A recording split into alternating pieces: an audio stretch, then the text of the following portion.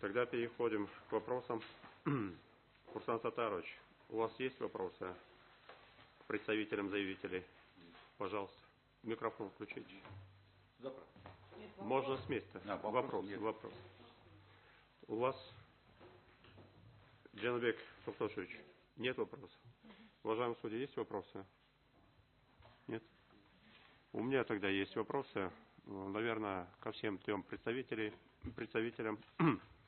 Вы все в своих выступлениях отметили, что эти ограничения введены постановлением правительства, что является подзаконным актом. И считаете, что такого ограничения вообще не должны вводиться. В связи с этим у меня вопрос. Да, возможно, это ограничение введено подзаконным нормативным правовым актом. Но такого рода ограничения в отношении сотрудников органов внутренних дел вообще должны быть? Мукар Шатакович. Уважаемые судьи Конституционной палаты, в принципе, это должно было быть. Если эти близкие родственники, они ведут совместное хозяйство или совместно живут, то есть это жена или кто-то.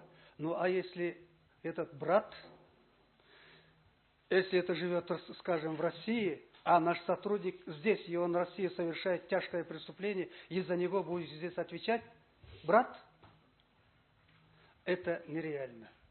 Нереально. Поэтому близких родственников необходимо надо будет различить. Я бы этого хотел.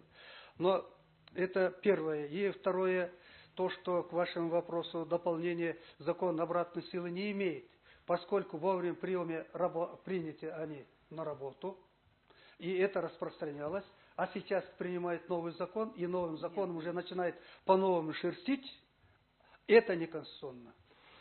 Мукар Шалтакович, мы сейчас рассматриваем Джорку Кенешем проект закона, не затрагиваем. Мы сейчас говорим только о постановлении правительства, пункт которого вы поставили на проверку на предмет конституционности. Поэтому давайте не выходить за пределы ваших требований и будем исходить из того, что есть в вашем ходатайстве. Из вашего ответа я понял, что в принципе такого рода ограничения должны быть. Но они должны быть более детализированы. Да? И эти ограничения должны устанавливаться законом. Хорошо. Минавархан Баратовна, ваше мнение относительно моего вопроса? Я поддерживаю. Вот единственное, в конкретном случае, что касается наших требований с Туратовым, на самом деле я поддерживаю свою коллегу в той части, потому что если действительно он был семьянин, который ответственен за всех, и кто-то совершает преступление, может быть действительно. А если есть такой, вот случай наш конкретный, он с 94-го года уезжает из семьи, он даже не знает, чем брат занимается. Он родился в Таджикистане, живет сейчас в Кыргызстане, его увезли как совсем маленьким ребенком. Сейчас брат совершает преступление, здесь, в Кыргызстане, он гражданин Таджикистана был. Почему-то он должен нести ответственность. Я считаю, что это неправильно. Каждый должен нести за содеянное. Он несет ответственность, отбывает наказание. То есть вы вообще считаете неправильным устанавливать ограничения в отношении сотрудника, если даже близкий родственник привлекается к уголовной ответственности за особо тяжкое преступление? Совершенно правильно. Или его близкий родственник является членом ОПГ? Да. Хорошо. Присаживайтесь. Улугбек Джулдошевич, ваше мнение? Я тоже в целом присоединяюсь к своим коллегам.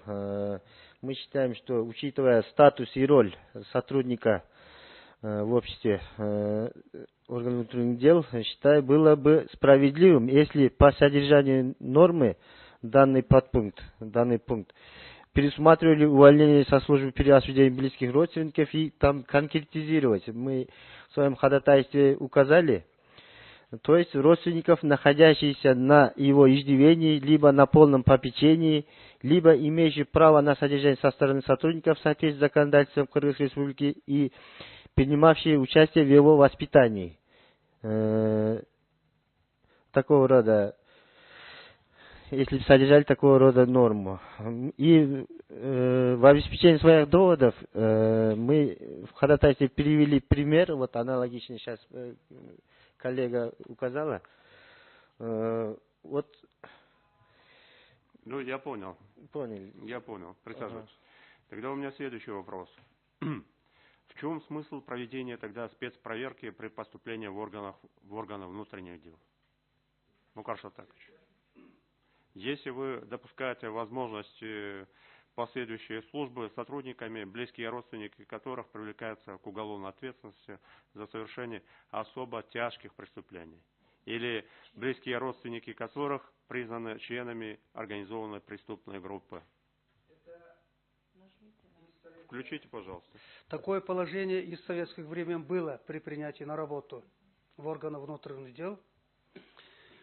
Конечно, это действовало, но в корне я с этим в какой-то степени не согласен. Я еще раз повторяю, вот первый раз. Если действительно с этим близким родственником он имел, этот сотрудник или будущий сотрудник, или работающий сотрудник, имел какое-то отношение в виде воспитания, это главный вопрос, совместное проживание. И третий, чтобы если бы он пользовался бы какими-то выгодами, да, продуктами совершенного данного преступления, то или знал бы этого преступления таким образом, такой сотрудник мог бы и не работать. Должен был бы знать. Ну а если никакого отношения не имел, то значит не должно было бы иметь. Понятно. Хорошо. Да. Присаживайтесь. Минавархан Баратовна. Я поддерживаю свою коллегу. На самом деле какой-то нюанс получается, что если, например, девочка выросла, вот у меня был конкретный тоже случай, выросла, закончила университет, пошла работать в милицию, а отец, который никогда с ним не жил, совершил тяжкое преступление. Почему-то ее не берут на работу. Странно. Вообще она знать его не знает. А вот установили, что однофамильцы, спецпроверку сделали, вышло, что он тоже осужденный, ее не взяли, все пропала ее жизнь, вся работа, вся учеба. Хорошо. Улугбек Дилдошевич, ваше мнение.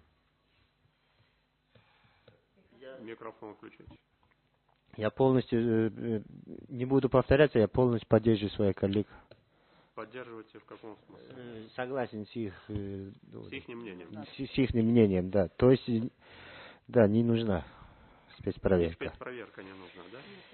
Спецпроверка нужна в целом. Вот при проверке вот нужно будет учитывать, как мы указали в своем ходатайстве, уровень связи там родственников. Да. Хорошо, присаживайтесь. Уважаемый судья, есть еще вопрос? Пожалуйста. У меня может быть практический вопрос представителям обращающей стороны. Я хотела бы спросить, как происходил процесс увольнения? Процесс как происходит? Как у вас? Как вот непосредственно у вас происходило увольнение по этому пункту? Да. Да. Можно? Да, пожалуйста. Мусаев Алтынбек Бахтбекович. В 2017 году, 20 октября, задержали моего брата Мусаева Асылбека Бахтбековича. После этого я доложил своему руководству, да, устно, по телефону, своему непосредственному начальнику РОВД, после чего заместителю начальника УВД Джалабатской области, после чего доложил начальнику УВД Джалабатской области. В то время был Мамасеитов Акылбек. Всем доложил о случившемся. Через некоторое время служба собственной безопасности провела служебное расследование, где я указал все мои доводы, что я с ним не жил, в разных школах учились, все доводы я сказал, объяснил и предоставил всю информацию. Но после этого меня уволили. Хотя я работал уже 20 лет в органах внутренних дел. А хотел еще дополнить, вот, при поступлениях у нас проверяется, как вы сказали, уважаемый председатель, но при проверке, спецпроверке, мой брат был несовершеннолетним лицом, 10 лет было. В то время он ничего не совершал. А когда я уже отслужил 20 лет, он уже совершил, да? Ясно. Спасибо. Нет больше вопросов? Пожалуйста. Что помог? Нажмите. Вот я в отношении ответа Мукар Шалтаковича. Вот вы сказали, что под признаки близких родственников подпадает, если он ведет с ним общее хозяйство, находится ли он на его иждивении, либо попечении, либо совместно проживают, то это будет являться близким родственником. Но вот если конкретно на примере, если сын совершает преступление, и отца могут уволить из органов внутренних дел, тогда вот эта норма, она будет конституционна, на ваш взгляд?